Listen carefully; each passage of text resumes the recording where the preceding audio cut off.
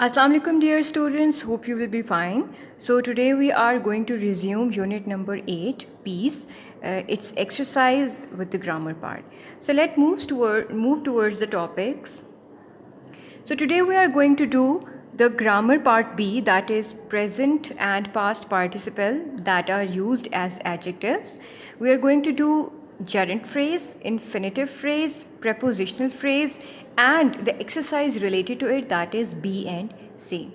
So let's move to the first topic, that is present and past participle. So dear students, before moving to the participles and present participles and past participles used as adjectives, we need to get what participles and what present and past participles are. So past participles are the words formed from verbs. So they look like verbs, but they do not act as verb. So this is the difference, because we are seeing that it says participles are words formed from verbs, because they are not verbs, they are formed from verbs. So there are two major types, present participles and past participles. So present participles always end with ing and function as adjectives. So dear students, you need to remember that all participles work as adjectives. So there are only two distinctions in both of them. One ends with ing and other ends with ed, that is the second form of the verb. So here the difference between the present participle and past participle is the way they end. One ends with ing and second ends with ed, and they both use as or function as adjectives. Now here in the past participle, there are some irregular verbs. They have different ending, but we cannot say that they cannot be used as past participles. They also can be used as adjectives. So the regular or irregular second form of verb also is used as adjectives. And again, important point that they also combine with the verb to be to create passive form of verbs. For example, it is to be done, and it is also it can also perform as adjective in this sentence as well. So let's move to the examples. Now we are having two examples on the display. One is the example in which the same verb is being used with ed form, and in the second underlined we are using the same verb with ing form. So let's have a look how different they both are with each other and how different is their usage. I was amused by the way she acted in the play. I was amused, मैं लुत्फ़ अंदोज़ हुई. Yeah. Now here, this amused is not working as a verb. It is working as an adjective, as it is basically telling us the quality of our mood, that is amused. Now here, if you ask then if this is not the verb, then what is the verb in the sentence? So we'll say acted. Now this is the ed form as well, but it is telling us the action of the girl in the play, the way she was behaving and all that. So here acted is the verb and amused is the adjective. So dear students, this is a very important key point for you, how you can recognize a participle in the sentence. If you recognize a verb, then definitely the other word would be working as an adjective, so it would be the participle. Similarly, if we move forward, do you find this type of humor amusing? Now here again, this particular word is working as an adjective. Humor amusing. Now it is telling us the quality of humor, so it is the adjective and looks like a verb with ing form. So again, in this sentence we have a verb find. This is the action verb. So this is the difference between the verb and the participle. Now this is the exercise that is in your book, exercise B. So let's start doing it. Now we have pair of sentences given in which one will be used as past participle and the other will be used as present participle, or vice versa, or the other way around. So let's get. The movie was really dash interested or interesting. Now you have been using the English language, so you might have a triggered point in your mind that this must be interesting, right? But how it should be interesting? Because the movie was really interesting. It is showing us the quality of the movie. How was the movie? So if we use interested, that is already not appropriate for it.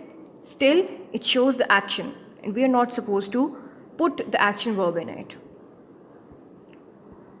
I thought it was a good lecture, but I wasn't very interested. Now here, interested is the appropriate past participle here, and interesting is the wrong option opted here.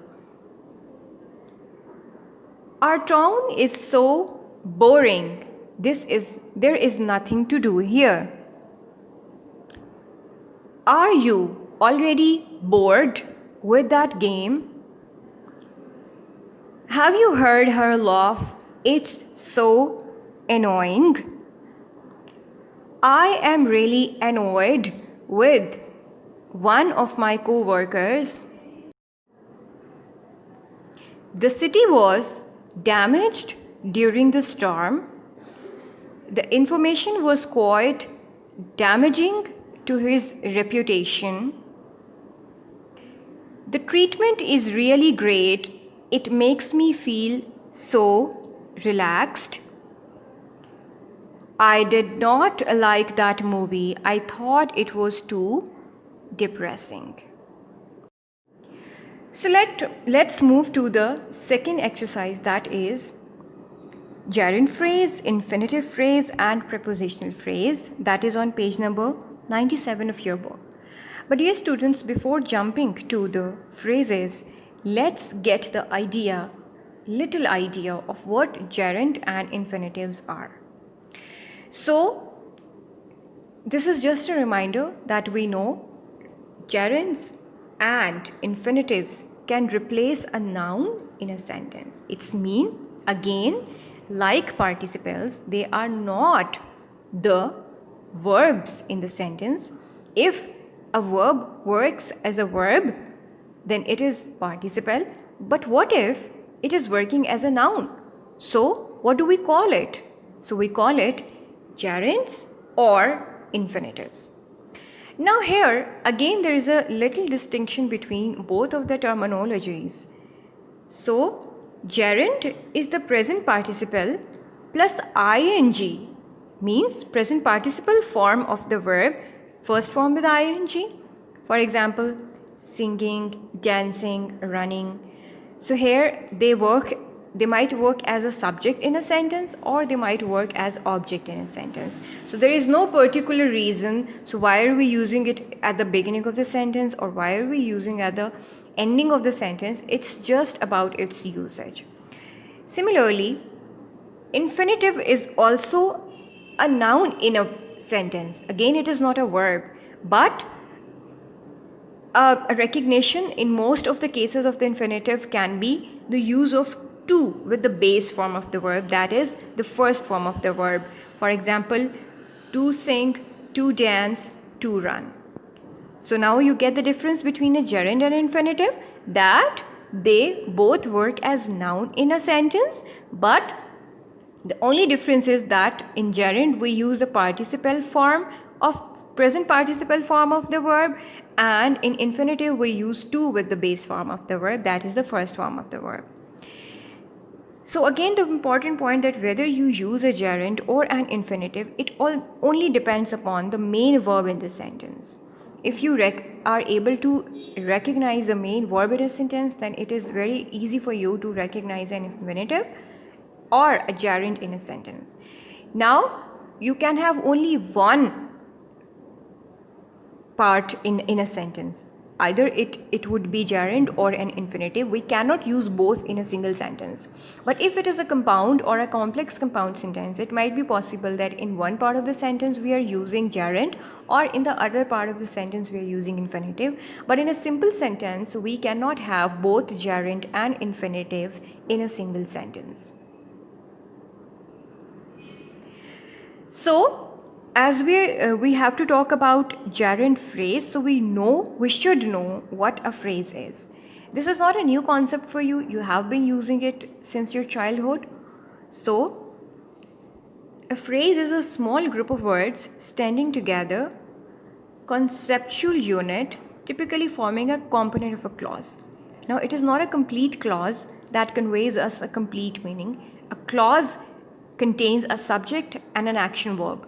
In phrase, we do not have an action verb, because if we have an action verb, it makes the complete sense of a sentence, so it does not remain the phrase anymore. So for a phrase, it is important that the group of words should be meaningless. It should not be showing us the time tenure. It should not be showing us the performer of the action, right? So if we come to the example, to improve standards. Now here, none of the words is a verb, or none of the words is a subject. So it is just a meaningless, can exactly say a meaningless, but directionless sentence. So we do not know where to use it without the help of the subject or a verb to give it a complete meaning. So this is the key phrase here. Now let's move to the gerund phrase, infinitive phrase and prepositional phrase. Now, dear students, it would become easy for you to recognize what a gerund phrase is, because we have already done gerund and phrase separately. So the gerund phrase it includes gerund, definitely, because it's a gerund phrase, so there would be a gerund in it. But to which it will be making pair or making bunch, that would be the object of the gerund, or any modifier. It could be the subject as well, because gerund comes at the start of the you could say sentence. So it could be prepositional phrase, it could be adverbial phrase, it could be any modifier that is related to the gerund. So when there is not any action verb related to it, then the bunch of words including gerund would be the gerund phrase.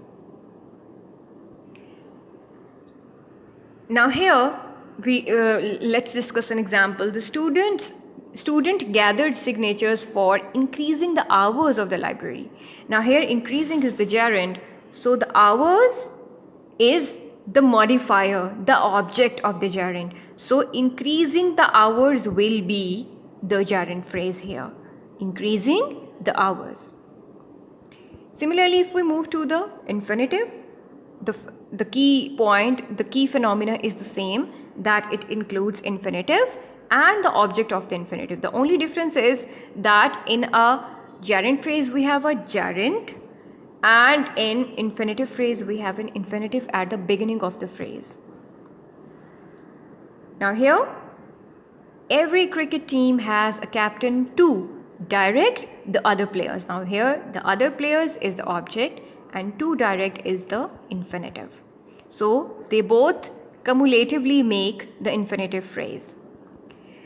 So let's move to the prepositional phrase. Now we know what a phrase is, and if a phrase starts with a preposition, then it becomes the prepositional phrase. Now again, it contains the preposition or any other modifier or any object of the preposition.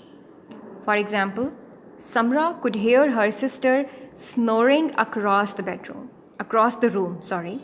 Now here, across clearly shows that it is a preposition. It is neither gerund nor infinitive. So if a phrase starts with a preposition, then it is a prepositional phrase. If a phrase starts with an infinitive, it is an infinitive phrase. And if a phrase starts with gerund, it becomes the gerund phrase. So in a nutshell, I have told you the recognition of the phrases. Now let's move to the exercise.